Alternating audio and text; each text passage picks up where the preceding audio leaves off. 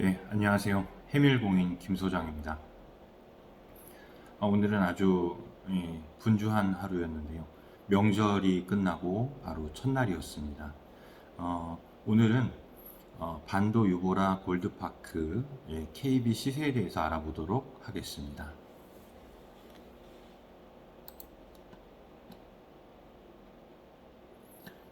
첫 번째로 골드파크 1차인데요. 골드파크 1차 같은 경우는 자, 25평이지요. 네, 25평 기준으로 먼저 보겠습니다. 59. 이게 마우스로 하다 보니까 생각보다 잘 안 됩니다. 59라고 되어 있는 이 부분이 바로 25평입니다. 일반 평균가를 기준으로 보시면 됩니다. 이게 기준층에 대한 대출 기준 시세가 되는 거고요. 1억 9,700이면 1억 9,700에서 주택이 없으신 경우 70%가 대출이 가능하겠죠. 곱하기 70%. 그러니까 1억 3,790만 원. 이게 이제 대출 기준 금액이 됩니다. 1억 3,790만 원. 그리고 만약에 34평을 하신다 하면 34평 84.96에 해당하는 이 금액 2억 6,500 이 금액의 무주택이라고 하시면 곱하기 70% 바로 1억 8,550만 원이 됩니다. 그게 일반적으로 얘기하는 대출 가능 금액이 되는 거고요. 한 가지 예외 사항은 집이 한 채 있으세요. 그러니까 무주택이 아니신 거죠. 무주택이 아니신 경우는 25평부터 한번 보겠습니다. 1억 9,700이 일반 평균가인데 그 금액에서 60%가 됩니다. 그러면 1억 1,820만원, 즉 약 1억 2천만원 정도가 대출이 되는 거지요. 네, 그렇게 기준을 잡으시면 될 거고요. 34평의 경우에는 2억 6,500 곱하기 60%, 그러니까 1억 5,900만원이 대출이 가능합니다.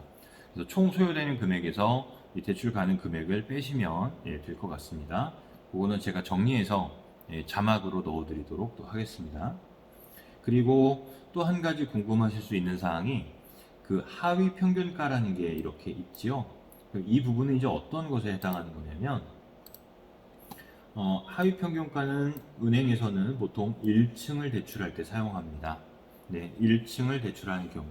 예를 들어 1층 같은 경우는요, 분양가가 좀 저렴하잖아요. 그러다 보니까 하위 평균가로 이제 집어넣게 됩니다. 예를 들어 1층을 매수하시는 경우는 1억 6,650만 원이 되니까요. 25평의 경우에요. 네, 1억 6,650 곱하기 집이 없으시면 70%, 1억 1,655만 원. 그리고 집이 있으신 경우 곱하기 60%, 9,990만 원, 즉 약 1억의 대출이 가능합니다. 34평도 마찬가지로 계산을 하면요.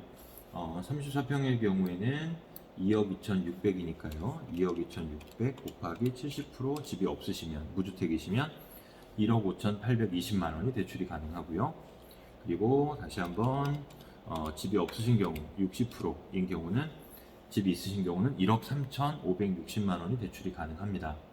42평도 마찬가지 기준으로 계산을 하시면 될 것 같습니다. 이 부분도 자막으로 넣어드리도록 하겠습니다.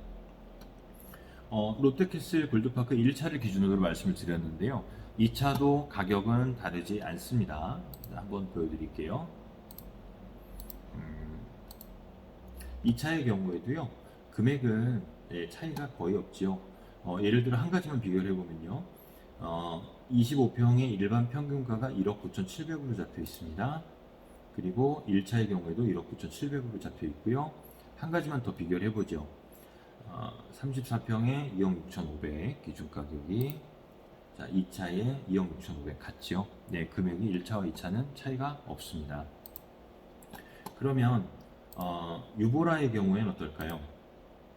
반도 유보라 아이비파크 1단지, 2단지와 같은 시세를 가지고 있기 때문에 금액만 놓고 한번 비교를 해보도록 하겠습니다. 자, 2단지를 기준으로 한번 보죠. 특이한 점이 있습니다. 어디냐면요. 네, 바로 이 부분. 이거 왜 안 그려질까요? 자, 안 그려질까요? 자, 이 부분이죠. 이 부분과 그리고 이 부분이 되겠죠. 자, 보시면 여기 탑층이라고 되어 있는 부분, 탑층은 분양가가 상당히 높은 편이기 때문에 시세가 따로 나오게 됩니다. 그리고 일반적인 기준가 25평의 기준가를 보면요, 2층부터 볼 때 1억 7,800입니다. 기준가가. 그러면 골드파크의 1억 9,700에 비해서는 1억 9,700 마이너스 1억 7,800 대략 1,900만원, 즉 2천만원 정도가 시세가 골드파크가 높습니다. 물론 분양가가 더 높기도 했지만요. 1억 7,800 곱하기 70% 하면 1억 2,460만원이 대출 가능 금액이시고요. 물론 무주택자의 경우에 그렇습니다. 1억 7,800 곱하기 60% 유주택자의 경우에 집이 있으신 경우 1억 680만원이 대출 가능 금액이 됩니다. 1층의 경우에는 또 따로 계산을 해야 되겠죠. 기준 가격이 보시면 1억 5,900입니다. 그러면 1억 5,900 곱하기 무주택 70% 1억 1,130만원이 되는 거고요.